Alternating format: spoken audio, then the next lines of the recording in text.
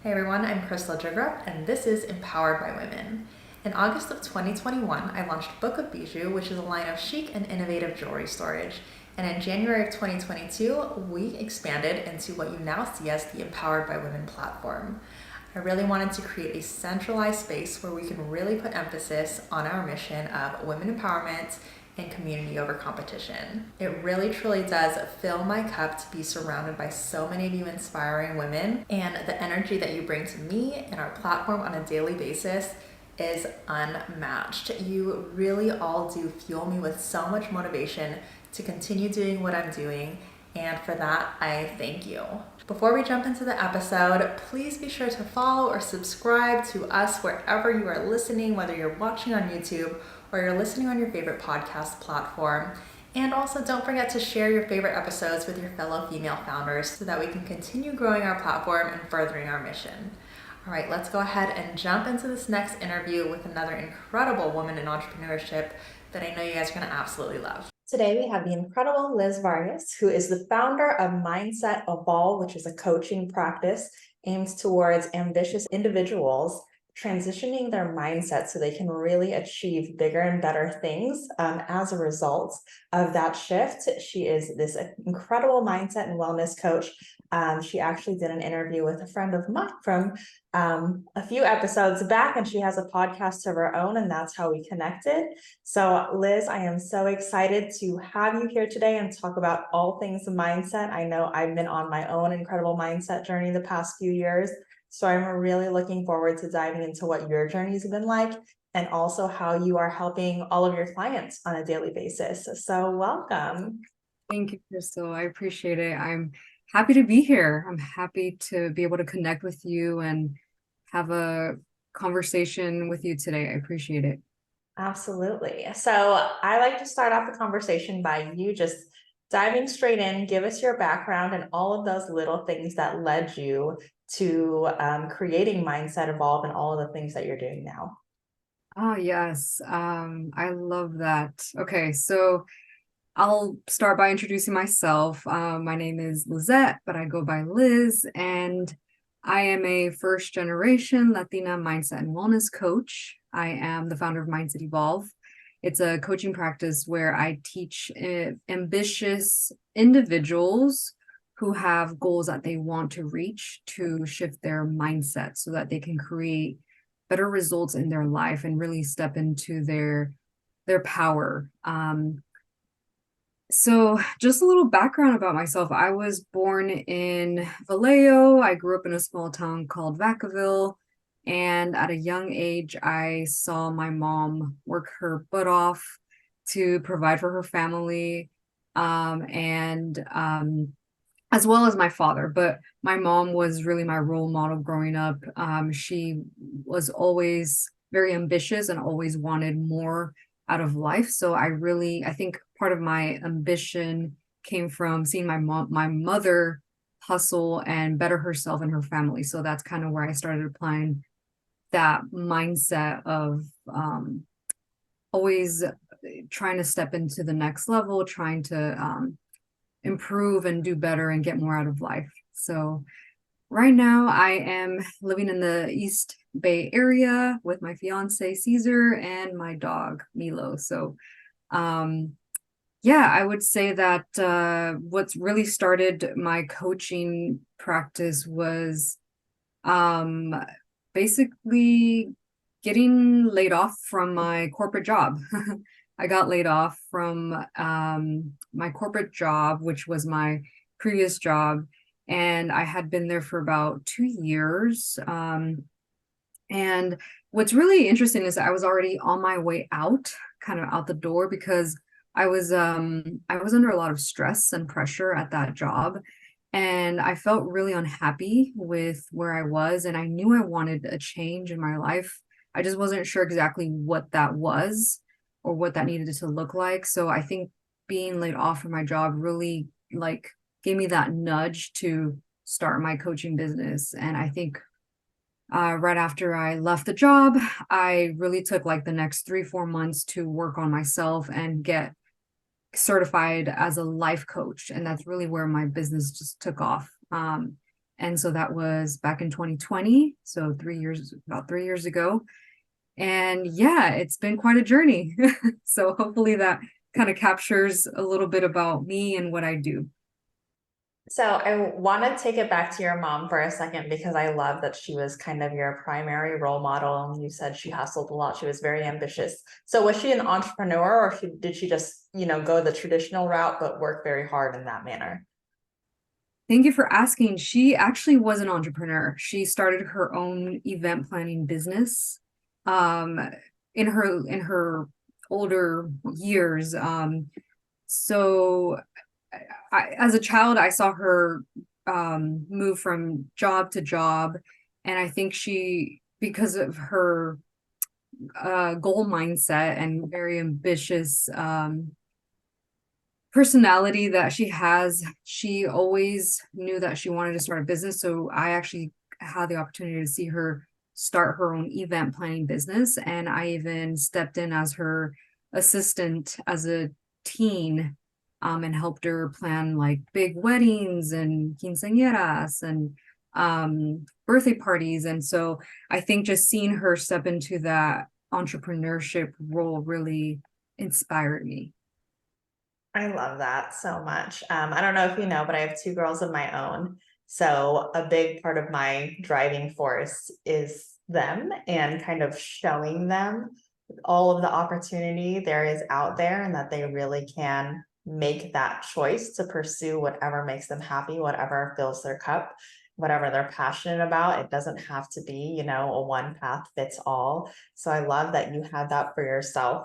Um, no interest in diving into the event planning? I used to have an interest in it while I was helping my mom grow her business, but I knew there was something else more for me out there. Although I do tend to have a creative side, for me, I think I'm more drawn towards helping people better themselves. But I definitely do have a creative side. Yeah, absolutely. So let's take it back to when you were laid off from your day job in 2020. So what exactly was it that you were doing? I was working at the Uber headquarters in San Francisco, and I was in recruiting. So at that point, I had racked up a lot of experience in human resources. So my experience in HR really led me to that point of my career.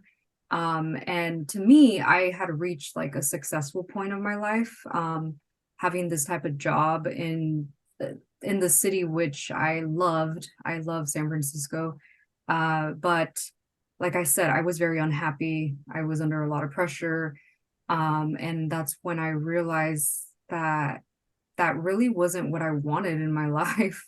Not not particularly um I guess not particularly like the lifestyle that I was living, but just the job in general and where my mindset was at. I wasn't in the best headspace. I didn't feel as supported in my job, and I wasn't feeling inspired and motivated like I do with where I am now, doing what I love to do as a coach.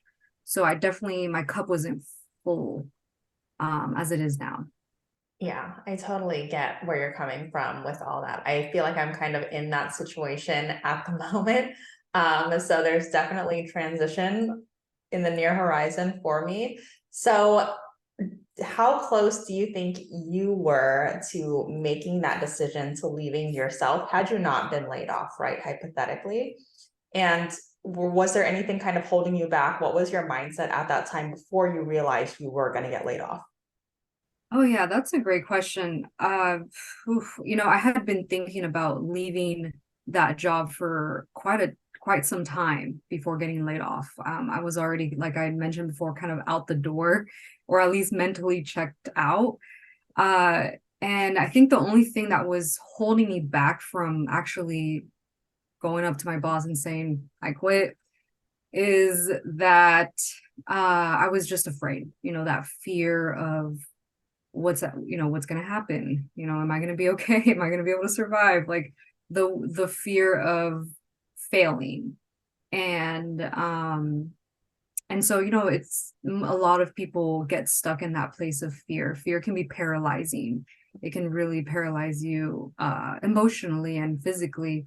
And I think that's what was sort of going on with me, is I was kind of paralyzed by fear. I knew inside of me that I wanted to leave this job, that there was something better for me out there, but it was just that fear that was keeping me stuck. And so I think that being laid off was sort of a blessing in disguise for me.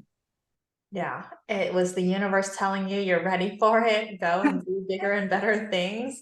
So I'm glad you got that little push, but I definitely understand that mindset of just the uncertainty of it, right? And do you have kids? I don't, but I have a dog, which I treat Okay. my child. Yeah, and then I mean, for any moms out there, that just adds another layer to it, right? That you really have to consider. But here you are, 2023. You're doing this full time, right? No, actually, I'm not. That's Okay. actually something that I forgot to mention is my coaching business is something that I do on the side of aside from my full-time job. My full-time job is working as an after-school program coordinator. So I work with youth and making sure that they are provided with after-school activities and clubs that will just enhance their education and also provide mental health resources for them as well. I love that. Is that something that you kind of like had a passion towards also?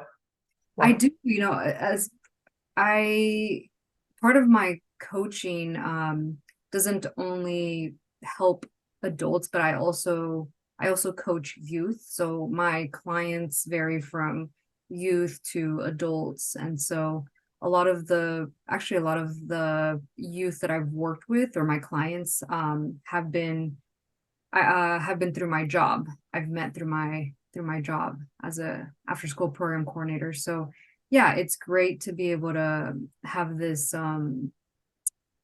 job, to be able to build connections with potential clients um and just overall stakeholders that can help me grow my business, or that I can collaborate with. So I can yeah. definitely see how those two things really align, Yeah. and work well together. So that's awesome. I'm so glad to hear that.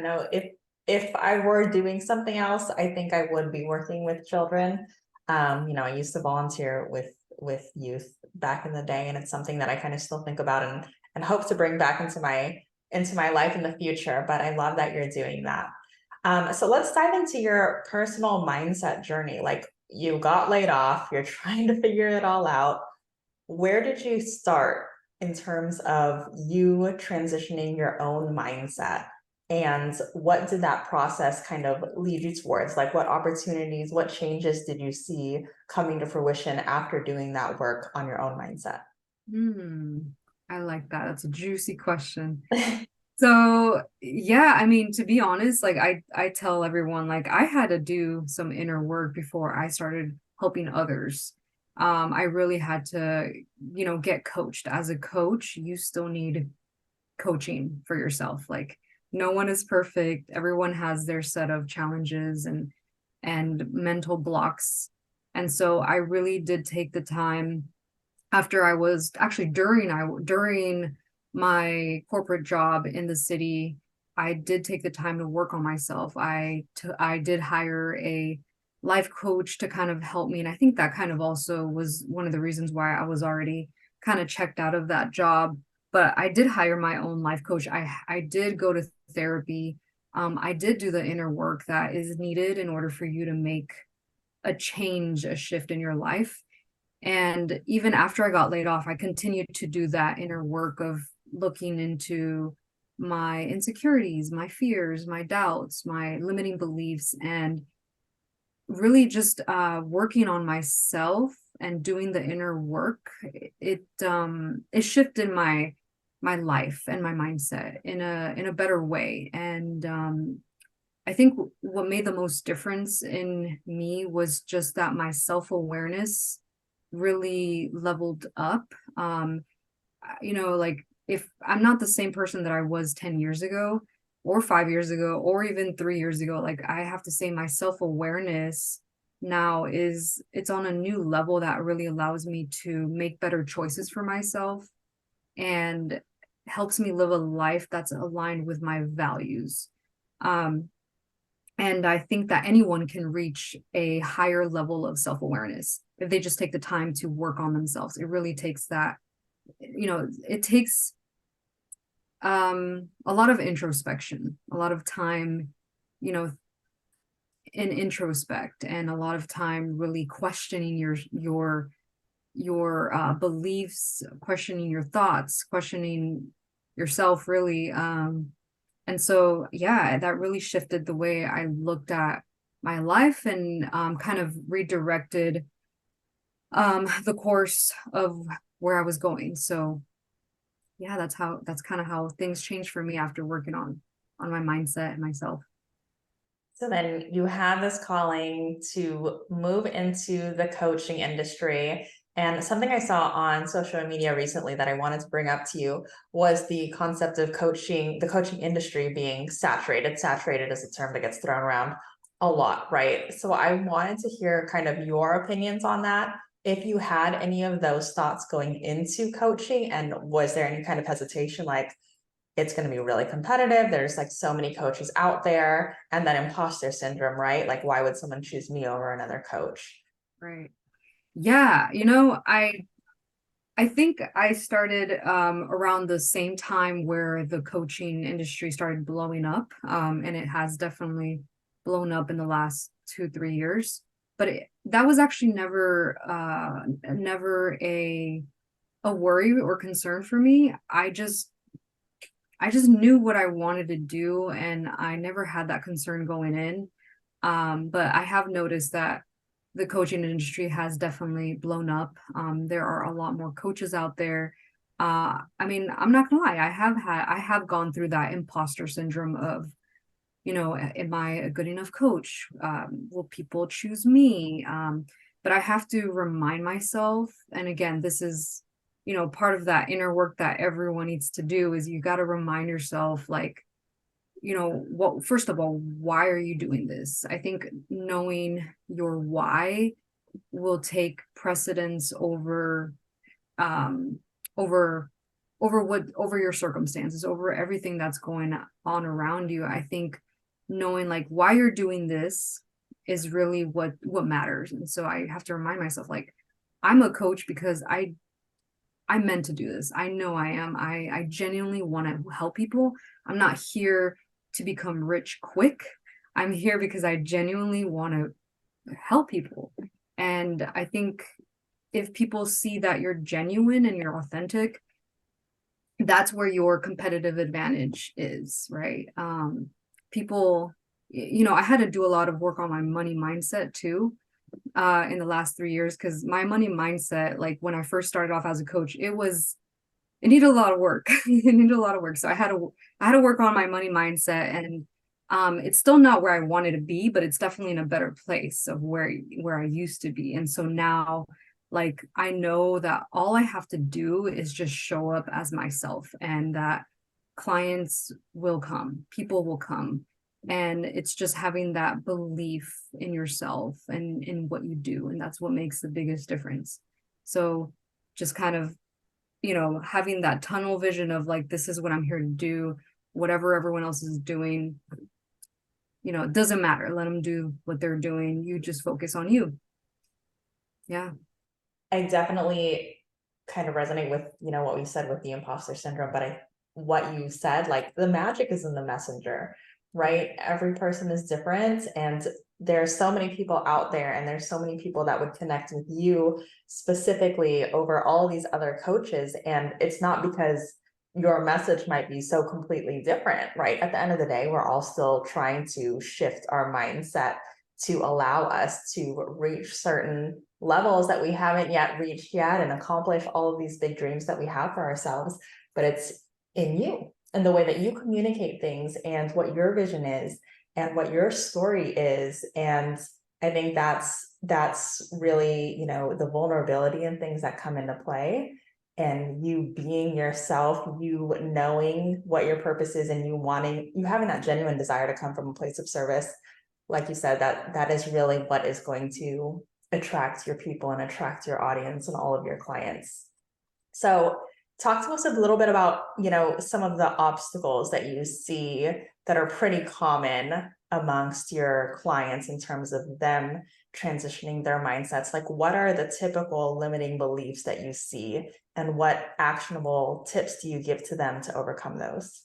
Oh, wow. Well, I see, I would have to say the challenges that I see most common amongst my clients or people that I've worked with are, um, definitely, the fear of getting started, on something important, whether it's a project, a new goal, or just working towards something important, but being stuck in that place of fear. So just the fear of failure, right? Fear of failing, fear of being rejected, um, and which causes us to procrastinate. So procrastination is a huge challenges that actually most of my clients that I've coached have, and I've helped them overcome. I think we all somehow procrastinate in some way, right? It might be on different things, but procrastination happens for many reasons, and one of the reasons is just the fear of failing. We procrastinate on a project because we're afraid we might fail, or we procrastinate on even like sometimes setting boundaries within our family members or friends because we fear that we might get rejected, right? There's many ways we procrastinate. So that's definitely a challenge that I see amongst my clients and people that I've gotten to know. um, Also just that perfectionism mindset that a lot of us tend to have. Oh, I'll do it when the time is right. Or I've heard like, I don't have everything I need. I need to have my website set up, or I need to have everything ready before I start. Like that perfectionism mindset can get in your way of starting something, of taking that first step.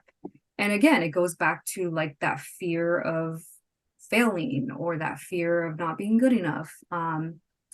So yeah, I mean, these are things that I work through with my clients. And at the end of the day, it's really about uncovering what is it that's holding you back. And most of the time it's an underlying belief that we have that holds us back from actually like taking action or moving forward with something that's important to us. So we have to work through that belief and unravel it, and massage it a little bit and understand where it's coming from before we can actually start to build new beliefs about ourselves and about who we are and what we want to do. Yeah, I like how you broke that down for procrastination, because I don't think I ever really looked at it in that way. I think, normally when people think about procrastination, it's just like, I'm just being lazy and putting it off. But there are those times where there's that underlying issue, right? And it's not because you're just being lazy and you haven't done it, but it's because you've talked yourself out of it for a number of reasons. Like, I'm not capable of doing this at the level that I want to do it, or I can't do this and I can't do that. And like, who am I to do that? So I like that you broke that down. So, and the perfectionist thing, oh my gosh, like that was so me. I feel like had I worked on my mindset years ago, like I would have been an entrepreneur back when I was a teenager, but I was very much stuck in that perfectionist mindset. Like, I can't do anything unless it's perfect. So like, what steps should someone take to just get the ball rolling, and how do they get started, and what can they do to overcome all of that? Like, maybe they have reflected, maybe they have journaled, but then what? Yeah, no, that's a great question. I'm sure a lot of people might be wondering, what do I do if this is me? I think that the first thing is understanding um understanding what your mental block is. So if it is that perfectionism mindset where you want things to be perfect or ready or before you actually take action on something, um just having that awareness that it's actually going on, that you're actually in that perfectionist mindset. So self-awareness is the first step. It's the key to change your behavior. You need to have self-awareness. You need to know what you're actually doing, the way you're behaving before you can change anything. And then I would say that just start small. Um, if you want to change anything about your behavior, about the way you think, the best way to do that, from my experience, is just to start small, whether it's like building a habit of doing something new, or it's maybe taking a small action step that may not be like too much or too much overwhelming for you, but it might be just, that first step in the right direction. Maybe it's ordering a book on how to let go of your perfectionism mindset, or maybe it's setting a consultation call with a coach to see, to get started on your self-growth journey, or maybe it's having a conversation with your therapist. Like, it's a small step that can go a long way. It's going to set you in the right track. So I would have to say those are two things: have the self-awareness of what's going on, what you want to change about yourself, and then two, one small action step in the right direction. Yeah. I love that. But it does start with yourself, right? So you have to work on that inner knowing, and then it kind of turns into that being able and okay with asking for external help and being like, okay, I know this about myself. Now, what are the steps that I can take? And who are the people that I can look to as role models and guides, and to where I want to go, and how am I going to get there? Yes, exactly. Okay, so I know we're nearing our end here, but you are a health and wellness coach. So I kind of wanted to talk also about the relationship between your mindset and wellness, prioritizing your health and your wellness. So how do those two kind of go hand in hand from what you've seen? Yeah. So, I believe that the mind, the body, and our souls are interconnected and they affect one another. If our mind is right, then our body will thrive. If our body is thriving, our mind will be right, and so forth. I think that um, health and wellness, it goes hand in hand with our mindset, because again, your mindset can be in a good place, but if your health isn't, that can impact your mindset, that can impact your mental health. So if your mental health, if you take the time to take care of your mental health and wellness, that will really really make a difference in not only your mindset, but just overall your being, your life. And when I talk about mental health and wellness, I mean making sure that you prioritize doing things that fill up your cup, that give you energy. So whether it's taking the time to do self-care activities, like doing things you enjoy, like going out for a walk. For me, I like to go out for walks with my dog. I like to journal. I like to meditate. I think meditation is, still something that is still not used as much. It's so beneficial. It's a free mindfulness tool that's available to everyone, but we still don't practice it because, again, we don't make the time for it, or it might be just hard to sit there and try to quiet our thoughts, right? But it takes practice. But meditation is it's a really great tool to build up your self-awareness. It has so many benefits to our health, and it's something that I try to teach to my clients and the youth that I work with. I think it's mindfulness in general should be taught in schools, and we should be raising the awareness at home, at school, around how it positively impacts our mental health. So I try to be a mental health advocate wherever I go, because I really do believe in how our mind, bodies, and soul are just interconnected. They affect one another. So we might as well take care of not just our mind, but our bodies too. And of course, our soul. So our soul, meaning doing things that fill us up, doing things that are aligned with our values, with who we are. And yeah, I would say that's how mental health and wellness kind of relates to mindset. And just really cultivating that like full trifecta, right? So you can really pour all into everything that you're hoping to accomplish. So what are the big goals and what is the future looking like for you for Mindset Evolve for all of these things that you're doing? What are you hoping to accomplish? Yeah, well, let's see. I want to host, I plan to, let me scratch that word.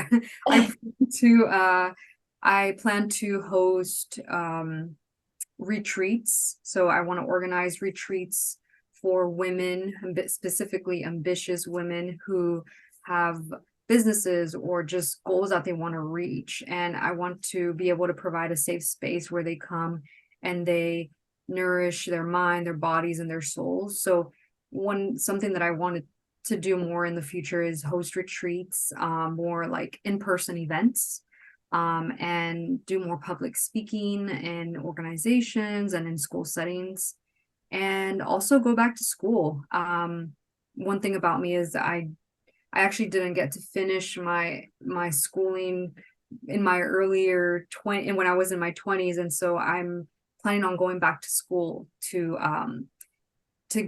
work on getting my master's, because one of my goals is to become a licensed therapist. Since I have the experience as a coach, I think that I can somehow implement my coaching experience with becoming a future therapist and continuing to help people as well. So that's kind of what my future is looking like. Things are not perfect. They don't always go as planned, but yeah, I know that with supportive, surrounding myself with supportive women like you and other friends that I have out there and family, and just always making sure that you believe in yourself and you don't lose sight of your goals. Anything is possible. Absolutely. I'm wishing you all the luck with that, but I see big things on the horizon. I love to see it. So where can everyone find you that are looking to be working with a mindset or wellness coach? Where do you hang out the most?